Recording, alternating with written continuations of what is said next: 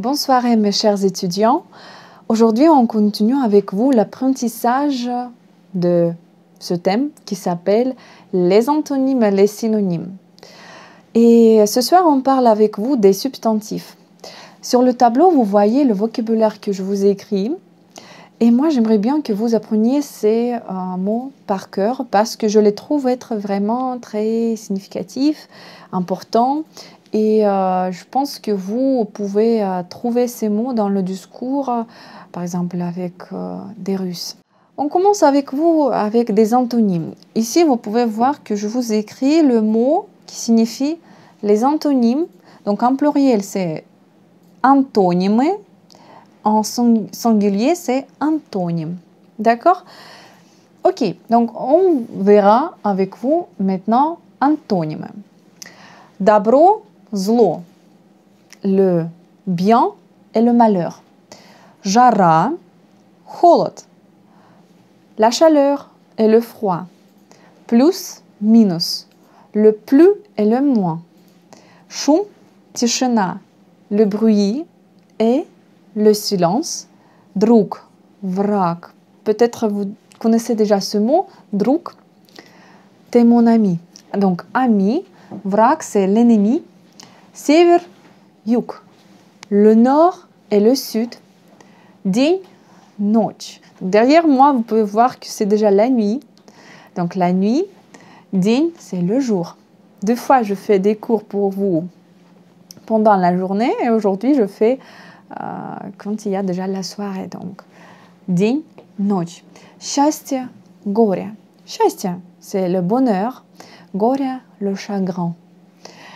Война и мир. Est-ce que vous connaissez notre écrivain russe très connu qui s'appelle Lev Tolstoï? Je sais que cet auteur il est très connu mondialement et vous savez, il a écrit un livre. Je vais dire, c'est pas un seul livre, il y a plusieurs livres, 4, si je me rappelle bien. Donc, ce livre s'appelle Война и мир, donc la guerre et la paix. Si vous n'avez pas encore lu ce livre, je vous recommande à commencer parce que le début de ce livre est en français et après il y a un mélange russe-français. Maintenant on parle des synonymes. Regardez, comment on peut dire avec vous le mot la bataille? On peut dire différemment битва, схватка, бой, сражение. Comment on peut dire des enfants? Ребята, дети. Après, comment on peut dire le matin? On peut dire рассвет, soit утро. Et maintenant, je vous montre quelque chose d'intéressant. Comment on dira les jeunes gens? On dira молодежь, soit молодые люди. Donc, ça signifiera pour nous les jeunes gens. Молодые люди.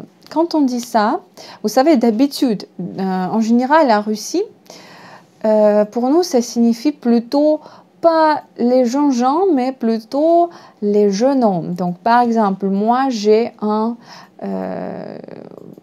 jeune homme, donc молодой человек, soit par exemple, mon молодой человек m'a offert un bouquet de fleurs, d'accord?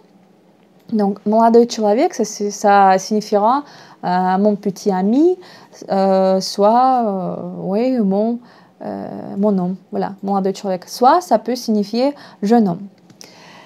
Et donc, quel synonyme on peut avoir? Si on parle en général de jeunes gens, on peut dire молодежь et молодые люди.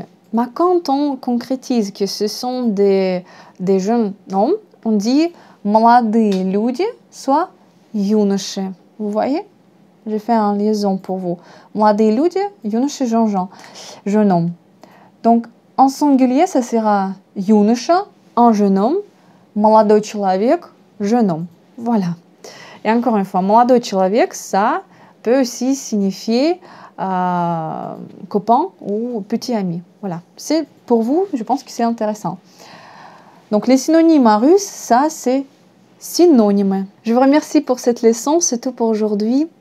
Je vous souhaite, comme d'habitude, d'avoir plein de bonheur et on se verra avec vous la prochaine fois. Au revoir.